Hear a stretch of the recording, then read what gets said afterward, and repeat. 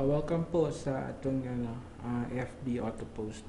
Type niyo lang po dito, pag mag-umpisa, type niyo po dito yung link URL entrepreneuronline.com/FB auto post. So ganun lang po, yun lang po yung link ng auto poster natin.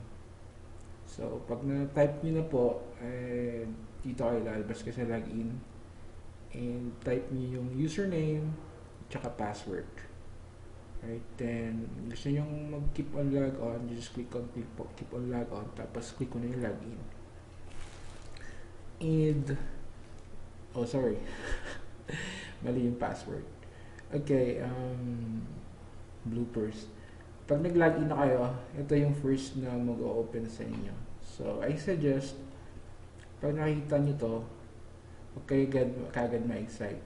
Gusto kong, ito yung message, tapos yung link, picture. Pero I suggest gumawa muna kayo ng groupings ng bawat groups nyo. And dito, click nyo yung groups. Pag na-click nyo yung groups, mag-o-open yung manage groups. Tapos mag-add group lang kayo. So, pag na-add nyo na yung group, bubukas yung parang pop-up ng add group. Tapos bigyan nyo ng pangalan yung group na yun. So I suggest 25 per group. 25 na groupings para hindi kayo ma-spam. So dito lagyan ko ng networkers na group to. And yung mga networkers, click ko yung mga networkers na grouping. Ano ba? MLM. Tapos lahat ng may MLM, isasama ko siya. Hindi kasama yung India. Okay. So, nagrupo ka na siya. So, lalabas na yun yung group ng networkers. Okay? So, pag nalagay ka na dyan, pwede na ako mag-open ng dashboard ko. So, ginagawa ko, gagawa ko ng message. Yung message yun po yung lalabas sa, parang ikaw yung nag-post sa, sa timeline mo. So, type nyo lang kahit ano dyan. Halimbawa, yan. The best ang training sa ignition marketing. Okay.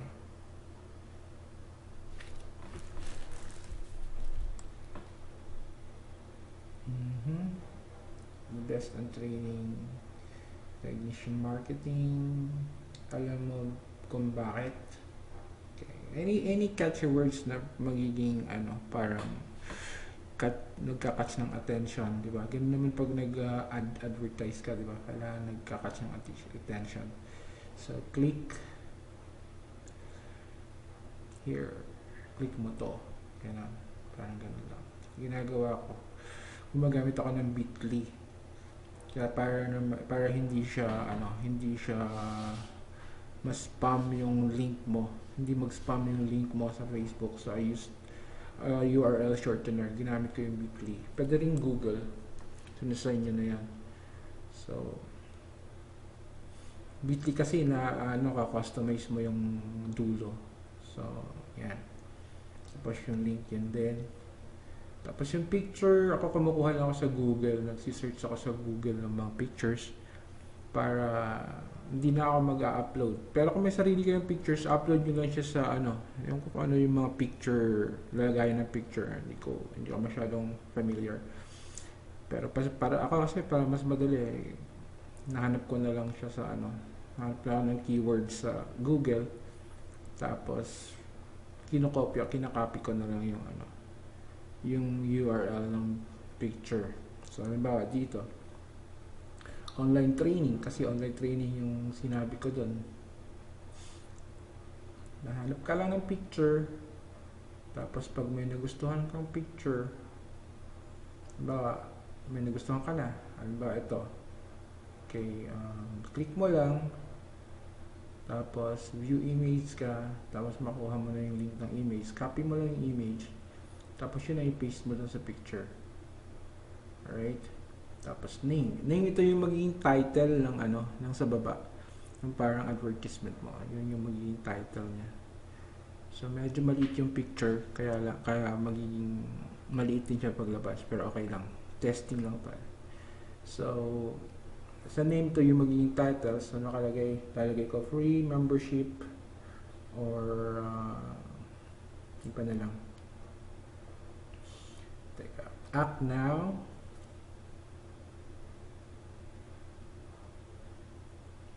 Act now, be one of us.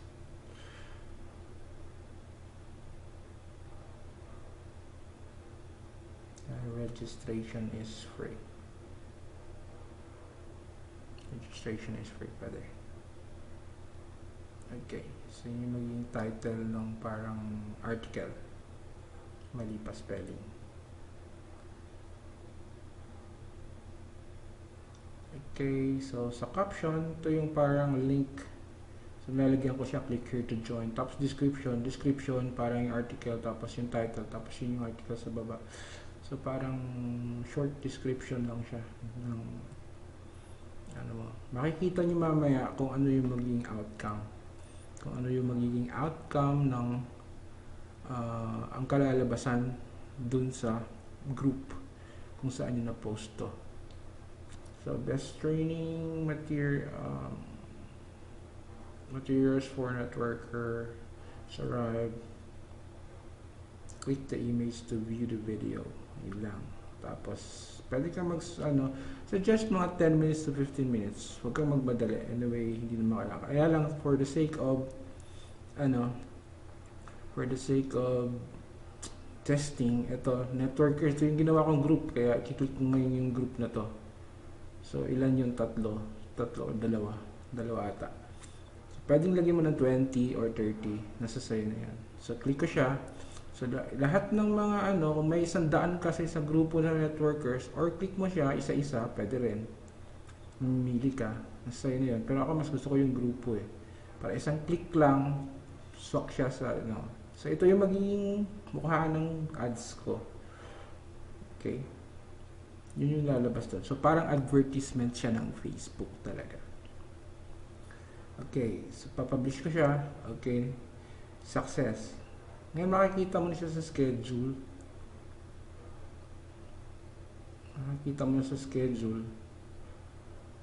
Ayun, naka-queue na siya. Naka-queue na yung post ko. So, papasok siya ng 16:58. Okay, malalaman mo rin kung ilang clicks, ilan na yung nag-click sa bawat post mo. So, kung 0, meaning wala siya, hindi siya masyadong effective. Okay, then log out. Pag tapos ka na, pwede ka na mag-log out, or pag gumamit ka na sarili mong computer. Since ako yung admin, nakikita ko lahat ng mga members, ang users nito. Okay lang yun, walang privacy Okay, so yun po ang So after this, bubuksan mo na lang yung Facebook mo, tapos punta ka sa timeline mo, punta ka sa activity. So makikita mo ngayon kung nasaan na siya. So ito, pumasok na siya. So andyan, pumasok. So sa MLM ko siya pinasok. Ayan yung aking post. So kung na-notice nyo, parang siyang Facebook ads, diba? So imaginein mo kung nag-post ka, isang click mo to 100 groups na may, sabihin natin, average of 1,000 members. So 100 times 1,000 is 100,000 views, di ba? So posible, sabihin natin 1% doon, 1% of 100,000 is magkano ba? 1,000? Magki-click doon. So yung pero depende pa rin sa sa paggawa mo ng iyong ads, di ba? Depende, hindi naman sa system ang basihan, kundi kung paano naging catchy yung ads mo. So yan po ang paano gagamitin yung FB Auto Post. So maraming salamat, and I hope you were able to understand what I mean.